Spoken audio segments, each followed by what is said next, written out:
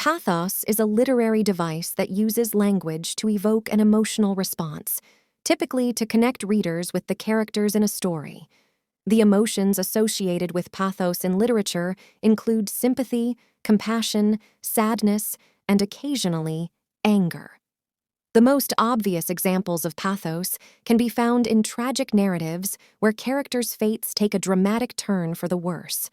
However, this device also subtly appears in virtually every story that features a negative plot development. Let's take a look at the origins of the term and how it can be used to achieve different effects in books. Pathos taps into our most primal behavioral responses, making us feel things.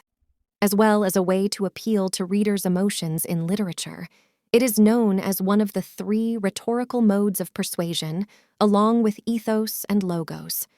All three are outlined in Aristotle's rhetoric as ways to appeal to an audience and convince them that the point you're making has credibility. Pathos appeals to the audience's sense of compassion, ethos appeals to their sense of right and wrong, logos appeals to their logic. It's not hard to see why pathos can persuade.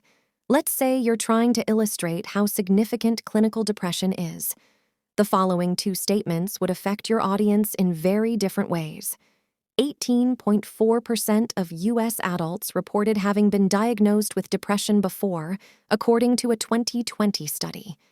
I have no energy, feel drained, and have no interest in anything, says Stephen, who has recently been diagnosed with depression.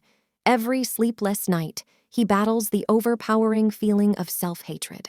Statistics rarely lie, but they are hard to relate to. A single individual's struggles, however, are something everyone can imagine themselves facing. Pathos as a device appears in rhetoric, literature, and other kinds of writing, like politicians' speeches.